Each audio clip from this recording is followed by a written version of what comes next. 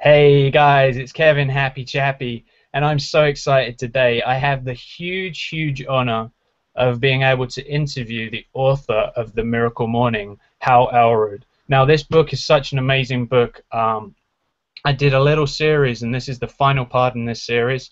This is the fourth part. The other three parts I've already done, and I hope you guys have had a chance to watch. But if you haven't, make sure you go back and watch them because it breaks down this book and really how this book can be a catalyst to making you bring about those changes that are going to bring you success in your life. So without further ado, I'd like to introduce Hal. Hal, would you like to just maybe introduce yourself and give everyone a little bit of a feel for who you are and why I'm interviewing you today? Sure. I'm not a big fan of talking about myself, but I've done it. In my line of work, you have to do it. So, kind of a quick synopsis. When I was 15, I was a radio disc jockey known as Yo Pal Hal. That was where the dream started. And at 19, I got another gig as a radio DJ on a major station after my first year of college, and that was where my life was headed. I wanted to be like the next Ryan Seacrest or some nationally syndicated radio disc jockey, and it ended up being where a friend of mine was in sales, and he sold Cutco cutlery, Cutco kitchen knives. Never did I consider myself a salesperson, and my buddy Teddy convinced me to give it a shot. And 10 days into the career, I had broken the all-time company, what's called the fast start record, which means I had sold more in my first 10 days than hundreds of thousands of sales reps that had come before me in the 50-year history of the company. And that's when I kind of had awakening, like, wait, maybe I am a salesperson. Maybe this is for me. And I went on to be one of the top sales reps and break a lot of records. And as a top salesperson, I was always asked to give speeches at conferences. And a year and a half into my career, I was giving a speech at a conference, got my first standing ovation, so I was on top of the world. When I was driving home that night, my car, my brand new Ford Mustang, was hit head-on by a drunk driver at 70 miles an hour. And my car was sent into oncoming traffic, and the car behind me did most of the damage. It actually crashed into the door of my car at 70 miles an hour and destroyed the left side of my body. I broke 11 bones. I died for 6 minutes. I was in a coma for 6 days, and the doctor said I would never walk again. And 6 days later, I came out of that coma, and I really defied the odds. I decided, I told my parents, I said, the doctors might be experts in medicine, but they're not experts in me. And I said, this is a lesson I think that we can all learn from. I told my parents there's only one of two options. Number one, I'll be in a wheelchair the rest of my life, and the doctors are correct, and I'll never walk. And I've already decided that I am willing to accept the worst case scenario. So I'll be the happiest person you've ever seen in a wheelchair, right? I'll be rolling around, my arms will be all buff, like there's lots of positives here. And the second possibility, I said, Mom and Dad, and I'm putting all my energy and belief into this, is I will walk again. And I will take my first step as soon as possible. And I'm going to visualize that every day. I'm going to maintain faith in that possibility until I'm proven wrong. So either way, I'm fine. Either I'm going to walk again, or I'm going to be the happiest person in a wheelchair. I'm willing to accept whatever life gives to me and make the best of it. And 3 weeks later, the doctors came back with x-rays, and they said, it's hard for us to even explain how your body is healing, but it's just incredibly quick. We're gonna let you take your first step tomorrow.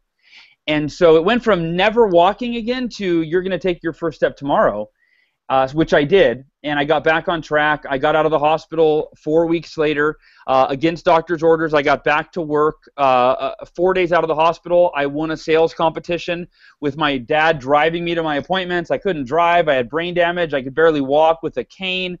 I had to use the sympathy card a little bit, I guess, but I ended up, winning this competition quite again. And fast forward, that was 15 years ago, and now my book, you mentioned, The Miracle Morning, that's become my life's work. It's become more popular, and I think more importantly, it's changed more lives in ways that I never even imagined. And I'm just I feel like it's my mission, it's my responsibility, if you will, to share the Miracle Morning with as many people as possible. And so, Kevin, I really appreciate you giving me an opportunity here to share the Miracle Morning and how it can help people with your audience.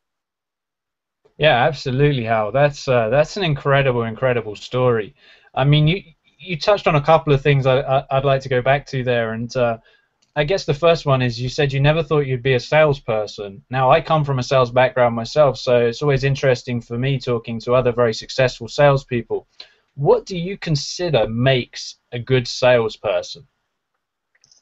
I think that there's a couple things. Number one is definitely enthusiasm, right? I think that transfer of enthusiasm, that's the only reason I was a good salesperson.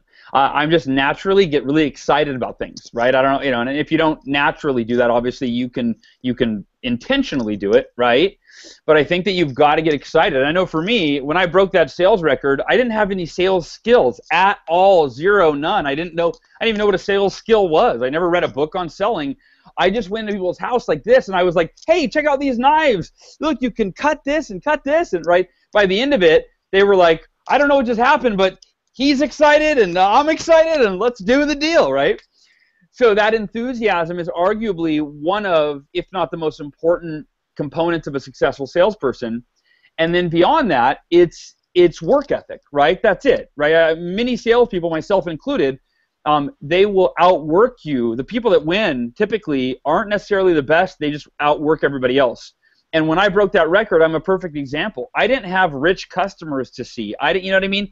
But I did more appointments than anyone else that I've ever met in my life. I did 62 sales appointments in 10 days. And an average sales appointment was 2 hours. So I was working 12 hours a day, not including driving back and forth to appointments, right? So I didn't break the record because I was better looking or had better skills or had better customers. I just outworked everybody else. So those two things, enthusiasm and work ethic, daily work ethic, I think those are the two most important components of what makes a highly successful salesperson. Yeah, no, definitely. Enthusiasm, I am 100% in agreement, and work ethic obviously is massively important. I think another skill that personally I see is relating to people, and obviously that's something that you have in spades. I mean, I'm curious, so many people with everything that you went through in your life, and I've read a bit more about you. You didn't completely touch on everything, but you've been through some trials and tribulations, and many people in life would have said, you know what, I'm throwing my hands up.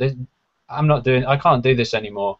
I'm just going to accept living in a wheelchair for the rest of my life, or I'm going to accept being poor and bankrupt. What made you different? How did you come through those things when so many other people don't? I think that there's a couple things. I mean, number one is positive thinking, right? As much of a bad rap as positive thinking gets, I think that positive thinking doesn't solve all of our problems, but it allows us to focus on creating solutions versus feeling bad about the problems, right? That's the difference. And people that focus on the negative and that complain all the time. Kevin, do you know anybody that complains a lot? Yeah, absolutely. So I think we can all imagine someone who complains a lot. We all know someone, right? And if you can't, it's because you're the complainer, right? If somebody watching this is like, I don't know anyone that complains a lot, it's because you complain a lot probably. But people that complain a lot, they often justify their complaining by saying, I'm not negative, I'm just realistic. I'm a realist. And I think that's BS, because my response to that is, how is it any more realistic for any human being to focus on, think about, dwell on, and talk about all the negative things in life, or the things that don't make them feel good, or that don't make other people feel good? How is that an ounce more realistic than for you and I to choose to focus on, think about, dwell on, and talk about all the things in life that we have to be grateful for, and that we have to look forward to, and that represent the opportunities in our life versus the problems, the challenges, the adversities? I'm a realist as well. I acknowledge all of the challenges and the adversities, right? You want to learn from them, but you don't want to live there, right? If they're over here, you don't want to live over here. You want to live over here. You have challenges, adversities, you take it, you acknowledge it, you learn from it, you move over here. And in the hospital, because I have that attitude, the doctors thought I was in denial. They actually called my parents in one day and sat them down, and they said, Mr. and Mrs. Elrod, we're very concerned with Hal. Every time we see Hal, he's always smiling and laughing and joking. And this is like a week out of my coma. So I still am being told I'm never going to walk again, right? And they said, that's not normal for a 20-year-old young man that doesn't know if he's ever going to walk again to be happy and joking and laughing all the time. So we believe Hal has checked out of reality. He is in a state of delusion. And when my parents came in, and my dad actually came in and sat down, and he expressed the concern of the doctors with me, and he said, Hal, how are you really feeling? Are you sad? Are you depressed? Are you scared? You know, are you angry that this injustice happened to you? He said, it's okay to feel those things, but it's important that you feel them and that you experience them and that we talk about them. And I really thought about I could tell my dad was like welling up, and he was holding back tears. And I mean, he was, I really wanted to put a lot of thought into what he asked me. And I thought, am I sad? Am I angry? Am I depressed? And I looked at my dad. I said, and I'm in that picture, by the way. I'm laying in my hospital bed, right? In fact, let me see if I have this. Yeah. So this is a few days after this picture was taken that the story is taking place. It was about a week after this picture was taken that the story is taking place. And I told my dad, and I'm bandaged, I'm a mess, and I said, Dad, I live my life by the 5-minute rule. Don't you remember? I learned this in my sales training, which states it's okay to be negative sometimes, but not for more than 5 minutes, right? Set your timer on your phone or your watch, bitch, moan, complain, vent, punch a wall, whatever you got to do. But after 5 minutes, I said, I've learned that there's no point in dwelling on something that's out of my control. There's no point in putting energy into wishing something were different that is in the past, whether it was 5 minutes in the past or 5 years in the past. And I said, I've learned that you accept all things you can't change. I can't change that I was in an accident, but I can choose whether I'm the most miserable person that's learning to walk again and hoping it'll happen and complaining and feeling sorry for myself, or I could be the happiest person that you've ever met in therapy. I can be the happiest, the most grateful I've ever been in my entire life. And that really was my attitude. I said, I'm not faking being happy. I'm genuinely happy because I've acknowledged the things that I can't change, and I'm not wishing I could change them because that is futile. As an intelligent human being, that just creates emotional pain for us when we wish we could change something that we can't change.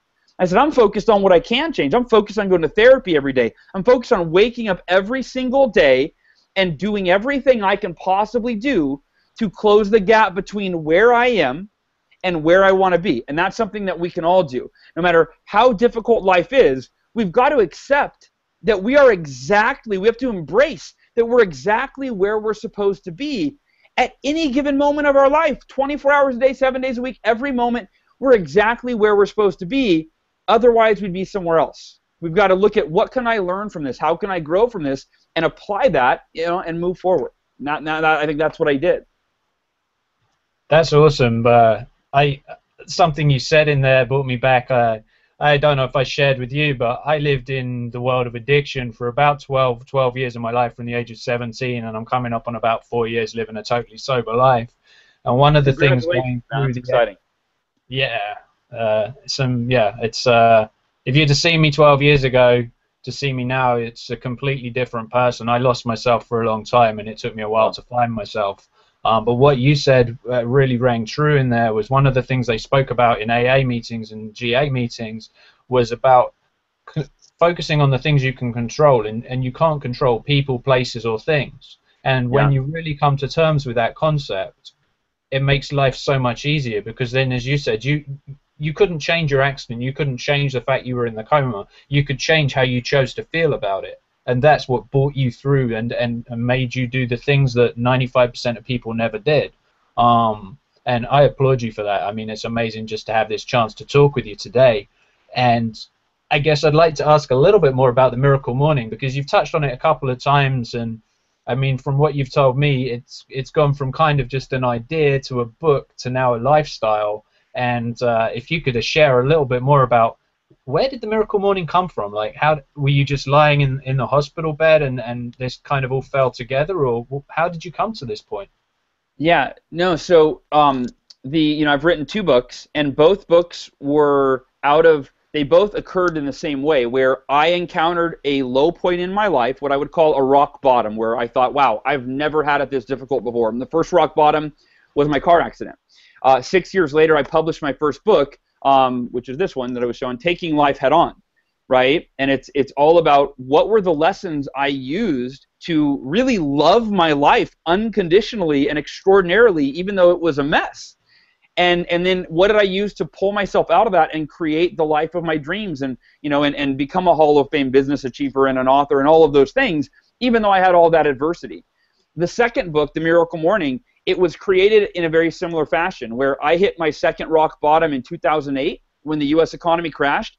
I went from being on top of the world, like I had just hit the Hall of Fame with my company, and then I transitioned into doing coaching, and I was doing like sales coaching and success coaching, which to this day I still do some of that. I had launched my speaking career, and I had written Taking Life Head On, my first best-selling book.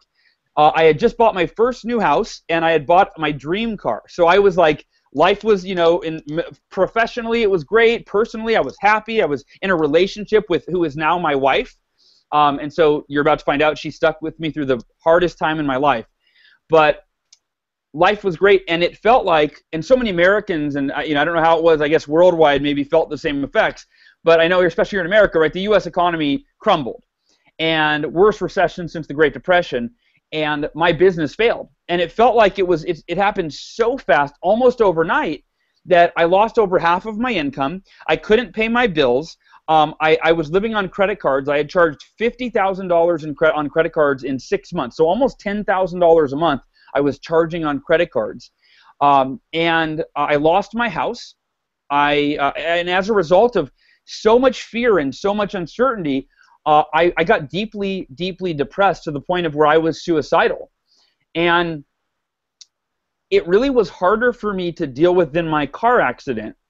And when I say that, people go, well, how does it get worse than dying? Like, how is it harder than, that seems like that's kind of the rock bottom.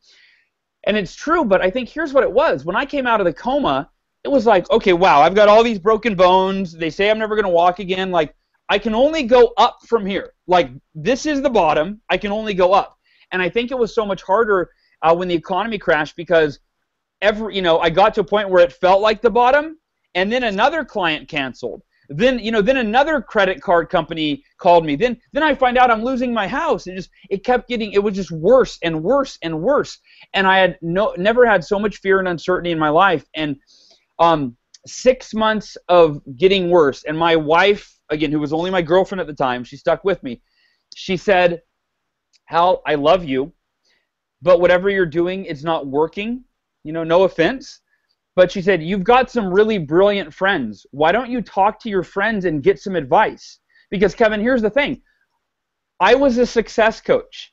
So my identity was as a success coach. So could you imagine me calling people that I knew and going, hey, I'm failing miserably right now, so I really need some coaching clients. Do you know anyone that needs a success coach that's failing miserably right now, that's a mess physically, mentally, emotionally, financially? I'm a freaking wreck right now, but I need some clients, right? So I didn't tell anybody. And she finally, she said, she really encouraged me. She said, Hal, call your friend John. John is a brilliant, business mind. He can help you. So I called John. I said, John, I got to bare my soul, man. Do you have a few minutes? And I unload on John. I tell him everything. And he comes back with what I thought was the most lazy advice ever. I'm sitting there with my computer open, ready to take notes, going, John, give me your best, man. Give me some business advice. How can I get clients and make some money? And John's response is, Hal, are you exercising every day? I was like, and I'm on the phone. I'm like, what the hell does that have to do with anything? Like, are you even listening to me? I'm starting to picture him on the other end of the line, just like on his phone texting or something, right? He goes, Hal, I'm dead serious. He said, you're a smart guy, but if you're not putting yourself in a peak physical, mental, and emotional state every day, if you're not getting blood and oxygen to your brain, you're not going to be able to solve your problems. That's why you're stuck. He said, you need to go every day, go out the door for a run, listen to a self-help audio or an audiobook, and turn this around.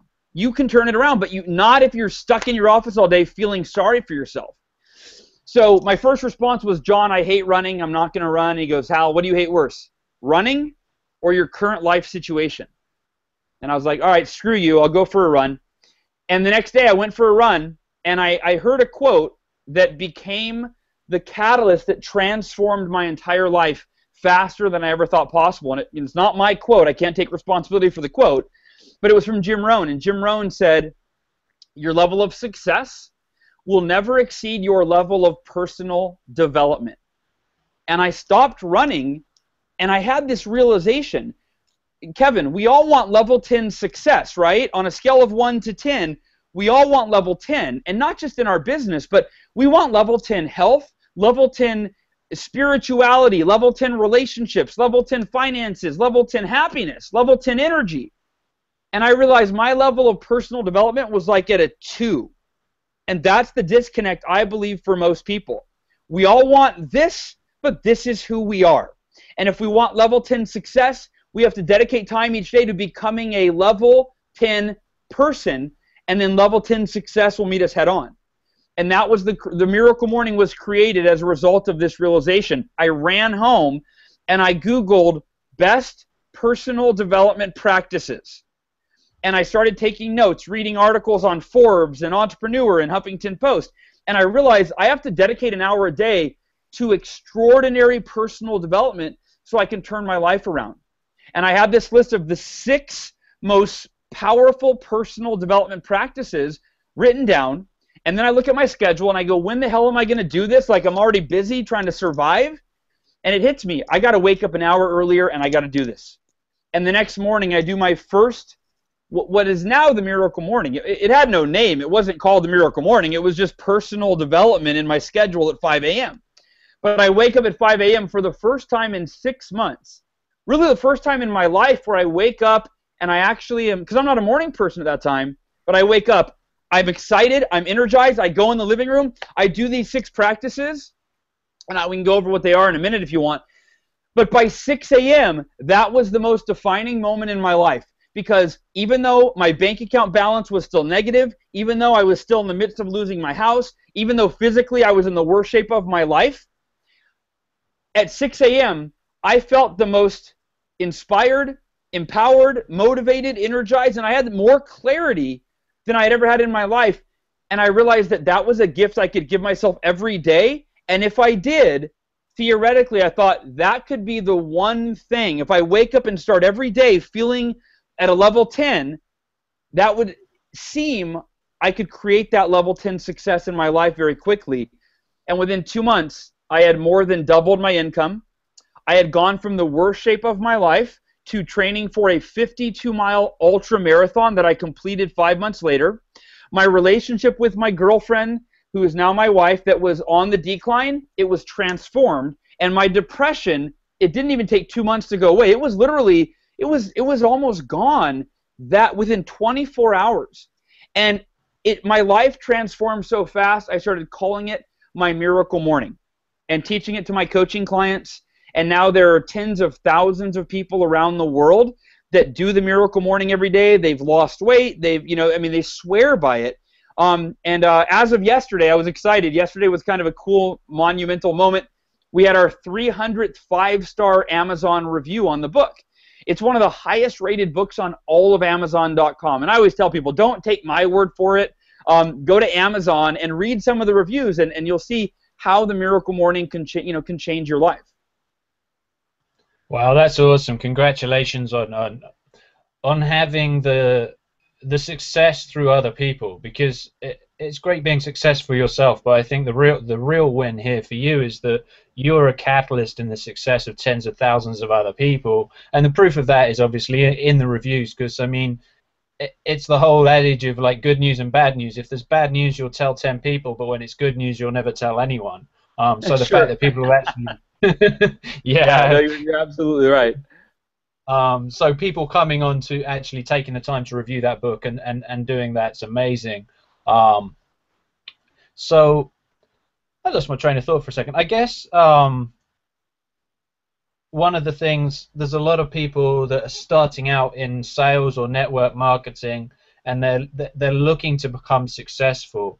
And they want to become, because 95% of people fail in this field. It's just a fact of life, and they're looking to be that 5%. What piece of advice would you give those people that are starting out, maybe watching this today and maybe looking for someone to guide them on that journey or looking for a place to go? What should they look for and what's going to help them become a success? Yeah, I'll share with you what I believe is the secret to success in selling. I mean, I really believe this is the secret. It was the secret to my success. And here it is. Be committed to the process without being emotionally attached to the results. Be committed to, see, every result that we want to create in our lives, every sales goal that we have, every result, every quota, every outcome, every result that we want to create for our lives is preceded by the process that is relative to producing that result. It's relative and it's necessary. And most of us, most salespeople, human nature, we are not wired for selling, right? Because we are very emotional creatures. And so bad results, and we feel bad, and that's why 95% of salespeople, as you mentioned, they give up. They give up because there's some sort of negative emotional state that they don't like the way they feel when they get rejected, or they don't like the way they feel when a customer cancels their account or cancels their order, or we don't like the way we feel when somebody doesn't show up for an appointment, or when someone kicks us out of their house, or when someone returns their product, right? We don't like the way we feel. And what happens is, because most people are by nature emotionally attached to our results, our emotional attachment affects our level of commitment to the process that's required. So if you have bad results, you feel bad, and then you don't feel motivated to get on the phone and make more calls or knock on more doors or whatever it is. If, on the other hand, you have great results, well, then you feel better than expected, and that creates a certain complacency. So, which you then don't get on the phone because you're like, wow, I just made enough money to last me for like a month. And then you stop engaging in the process that creates the result. So emotional attachment is a double-edged sword, right? Negative results creates a negative emotion that takes you lose that level of intensity and commitment to the effort. But then positive results, you get complacent and you lose the commitment to the effort. The reality is, if you want to succeed in selling, it's very simple. You need to figure out what your averages are. And if you're new to your company, find out what the averages are with the company. That's a good place to start. So what I mean averages, how many calls do you have to make, or how many outgoing marketing efforts is it required to schedule one appointment, right? And out of every 10 appointments, how many customers sign up and how much do they buy from you, right? So you figure that out. So for me, I figured out, how much do I want to sell? How much money do I want to make? So when I first figured this out, I thought, okay, I want to sell $100,000 of my product, and at that time we made 50%. So I was 21 years old, I think. 50 grand I was like, I want to make $50,000 this year, and if I sell 100,000, I win our company trip, and I get a big sword, and there's some other cool stuff, right? So I thought, that's what I want to do. And what I did is I figured out, how many calls do I have to make per week to achieve that goal? And it broke down to 100 calls per week. So I figured, if I make 20 calls a day, 5 days a week, then by default, I will achieve the goal. And therefore, it doesn't matter if somebody hangs up on me, if somebody tells me to buzz off, if somebody cancels their order. If I have 5 appointments in a day and I have 0 sales, none of that matters, because the averages will always work themselves out. So I set my goal, I stopped setting sales goals. And I'm not saying that's ideal, but here's the thing. I decided to experiment with this for 4 months. I decided I'm going to make 20 phone calls a day, 5 days a week for 4 months. And I'm not going to worry about anything. If I sell 0, I'm not going to, it was an experiment. And here's the neat part. Every day I got on the phone and I made 20 calls as fast as I could, because I wanted to go to the lake for the day or the pool for the day, and whatever it was, I knew that as long as I made 20 calls, it would work out. So let's say I'd make a call. Now, Kevin, if you make a call to someone and they say, yeah, I heard about you, I'm not interested, don't ever call here again, and they hang up on you, how does that make most people feel? They feel rejected, and they feel like they have done something wrong, and they take it personally. Yeah, you take it personally. You get that feeling in your stomach. I used to think like, what a bitch. Like, how could she be so rude to me? I'm a nice person. But now, when I changed the rules of the game, I wasn't emotionally attached to any result anymore. I was committed to the process. As soon as someone did that and hung up on me and was rude, I was like, sweet, that was the fastest call I could have had. I'm that much closer to 20. Next, I'd make 20 calls, and I didn't care if I set 5 appointments or 0 appointments because I was in it for the long run. Now, at the end of those 4 months, I was the #1 sales rep in the entire company out of 50,000 sales reps. I was #1 for the year. I was ahead of my goal. I was at almost 50% of my goal at 1/3 of the year, right? 4 months in. But here's the best part. I had an easier job than every single other sales rep in the company. They were still riding the emotional roller coaster of selling. They were still having good days and bad days and days where they wanted to quit and where they felt depressed and where they questioned, should I get a real job, And by the way, for anybody in network marketing or sales in general, whenever you have a bad day or a bad week or you get a small paycheck and you have that thought, maybe I should get a real job. Should I just go get a real job where I just check in, I clock out, they send me a check, right? Let me shift your perspective on this. A real job is a job that doesn't challenge you. Think about that. When we say to ourselves, and I've been there before as a salesperson, when we say to ourselves, maybe I should just get a real job, or I want a real job, we're really saying, I want a job that doesn't challenge me. I want a job that's easy. It doesn't cause me to grow because I just clock in, clock out. I just do the work and I leave, right? And ask yourself, do you really want a job that doesn't challenge you just because it's easy? Or do you want a job that does challenge you so that every day you can become a better version of who you were when you woke up that day? You can grow your courage. You can grow your resolve. You can increase your self-discipline. That's why sales, I believe, is the greatest profession on earth, because it allows you, it gives you this opportunity. It's not easy, but it's an opportunity for you to grow and become more than you were before you begin that day of selling and going through the process that's required. Awesome. No, that's really, really sound advice. I love that. It's focusing on those things that you can really control again, which has been a theme of pretty much everything you've spoken about, and it's a big theme in life. So, I really thank you for joining me today. I think one thing that I found with the Miracle Morning that makes it such a huge success, there's so many books out there that actually talk about things that you can read and you can understand that this is what's supposed to happen or this is how people have done it.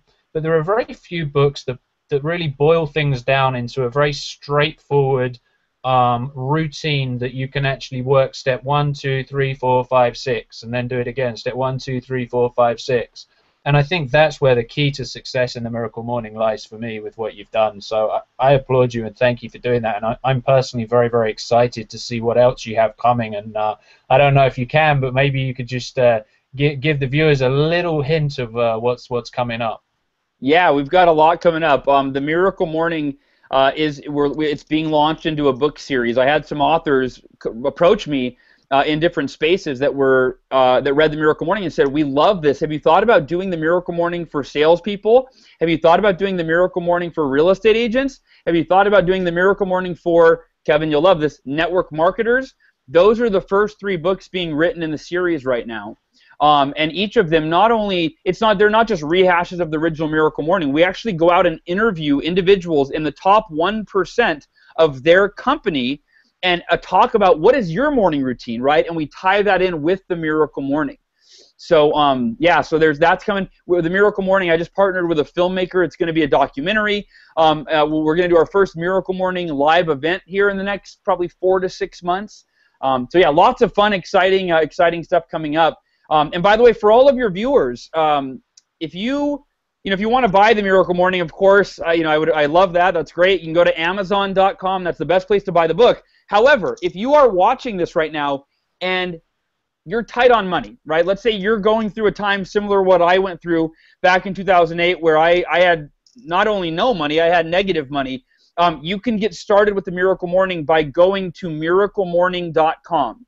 And if you go to miraclemorning.com, you can put in your name and email. That's just for me. I won't share your info. You'll get the Miracle Morning Crash Course, which is the first few chapters of the book. You'll get a 17-minute training video from me, and you'll get a 60-minute in-depth audio training all on the Miracle Morning. And that way you can get started right away. And then also I invite you to join the Miracle Morning community on Facebook. And Kevin, I think you'll attest, it has become one of the most inspired, supportive, encouraging, accountable online communities that I have ever seen. It's really, really neat. So you can join the Miracle Morning community for free. You can go to miraclemorning.com and get all those resources for free. And then, you know, if you decide you want to buy the book, of course, you can go to Amazon and do that as well. Perfect. Thanks so much. And actually, guys, what I'll do in the description of this, when this is out on my YouTube, I'll have a link out to both the group on Facebook and also a link out to miraclemorning.com as well. Once again, Howard, thank you so much for joining me, and look forward to maybe getting together in another 6 months and hearing a little bit more about what you're doing with the Miracle Morning as the book series, and maybe you can come back and talk about that again. How's that sound to you? Yeah, well, once the Miracle Morning for Network Marketers comes out, Kevin, I know you're the guy for me to share that for sure. Perfect. Well, thank you so much, Hal. Thanks, guys, for joining us. As I said again, do make sure, a couple of things, subscribe to my channel because there'll be a ton of value out there for you guys for free, and then make sure you jump onto that Facebook group that's going to be below. Feel free to reach out to me personally on Facebook. I'll have my details there too. And make sure you go and download those first 2 chapters and get those videos, because Hal is an amazing guy, and if you're looking for success and looking to make a change, it always starts with you, and the first thing you need to do is take action, guys. So thanks so much for joining me. It's Kevin Happy Chappy checking out.